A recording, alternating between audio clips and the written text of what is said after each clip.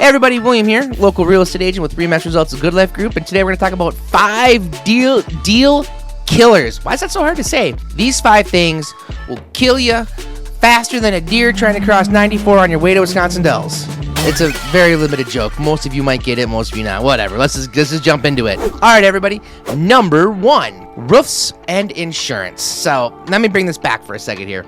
If you're trying to sell a house or you're looking to buy a house, these 5 things, maybe 6, maybe 7, we'll figure out what it is at the end of the video here, are things that are really going to stop a deal dead in its tracks, either due to the high cost or the pain in the assery that it causes, and that's a technical term. So, number 1, roofs. Roofs right now are being so critically criticized, especially here in Minnesota, where we're like the number 1 roof claim people for like hail damage and stuff. Like we have more claims than like anywhere else. I think that's right. If it's not, we'll just go with it.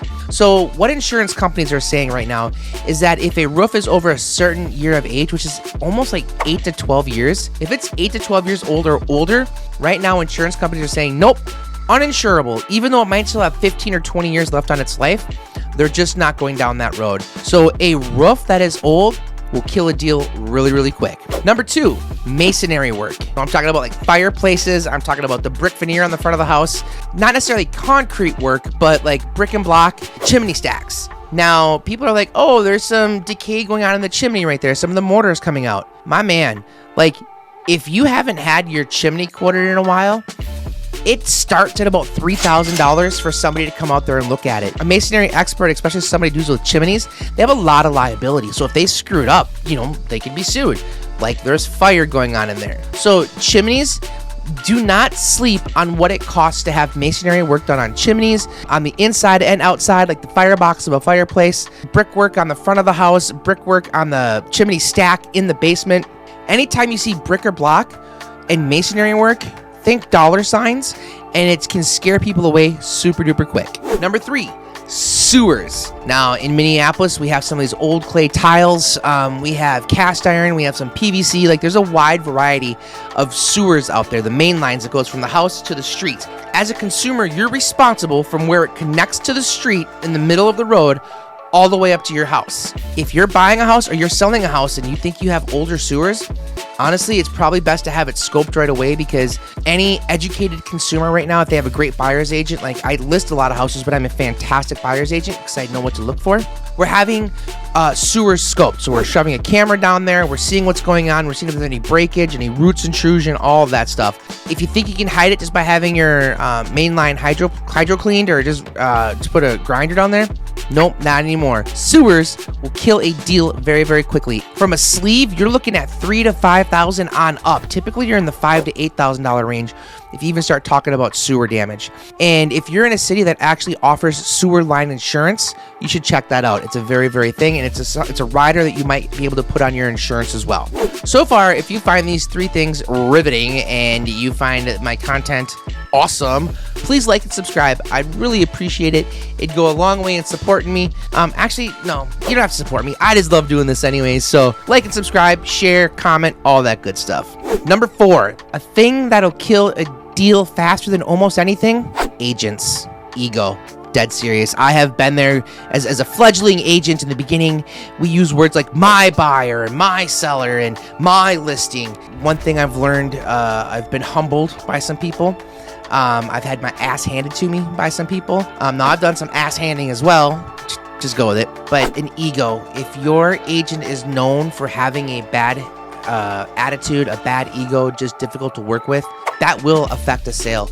And I promise you, as a listing agent, if I have 2 identical offers in my hand and I know this agent over here, sure, they may be a hard ass, but they're really, really good at their job. But over here, I have somebody who's very egotistical, ego driven, and they use words like my buyer and my seller, and there's going to be a huge pain in the ass to deal with. I will deal with a professional who's really good at their job and maybe a hard nose versus somebody over here who has a big ego and thinks their shit don't stink. Like that's just, it's I can't tell you the quality of agent that you decide to work with in any side of a transaction is incredibly important. Ego will kill a deal incredibly quick, faster than any of these other things right here. I'll take an inexperienced agent On the other side of things, now I know I talk smack about rookies in this business, but there are some people who are doing fantastic work and they just don't know what they don't know yet. But if the other agent on the other side of the transaction has a good attitude, isn't a pushover, is willing to learn and do everything to protect the client they represent, I will work with that all day long. Versus a stuck-up pain in the ass. I've been doing this for 25 years. I know it all. I've always done it this way. Well, if you've always done it that way, you've done it one way for 25 years, times have changed. So number 4 is ego. Things that'll kill a deal really quick. Number 5, unrealistic expectations. Unrealistic expectations. I will use that term because when I sit down with somebody, it's my job to give all the information they need to make an informed decision by the time I leave. And with that being said, I have a very strict policy of we don't try. Hey, let's try it at 400 even though I'm telling you 350. No, you are very well capable of doing that on your own. You can find an agent who's willing to try, but days on market will kill you as well. I mean, days on market should be on this list, and maybe it will be my next point I talk about here. So, and also unrealistic expectations when it comes to the buyer side of things. If you're a buyer and you're going into a property that's first day on the market, first week on the market, and it's listed at $400,000 and you want to offer $350, now we owe you obedience, loyalty, disclosure, confidentiality, accounting, and reasonable care, old car, fiduciary responsibilities. Legally, we have to follow and write that offer for you, but we need to let you know that if this was your home and it's first week on the market and we have it listed at 400, would you accept a 350 offer? The answer is no. There is a time to negotiate. There's a time to play hardball. There's a time to navigate this process in different ways at different times. This is not a very linear process here. Unrealistic expectations of what it takes to buy and or sell in the current market we're in right now, which the market changes from week to week. It's ridiculous. Will kill a deal faster than anything. Not faster than anything, but it'll kill a deal pretty quick, like a deer crossing 94. Number 6, inspectors matter. I think I've talked about this before. There are several inspection companies out there that when they come across my desk as doing the inspection on a property I have listed, I immediately have to remind the seller that we're working with that, remember when we were talking and we were going through the listing process and I was explaining some things to you and I said there are some companies that are just not as reputable as others? Well, one of those is doing the inspection on your home. So that would just bring extra steps that I as a listing agent have to do to prepare you and your home for this inspection coming up.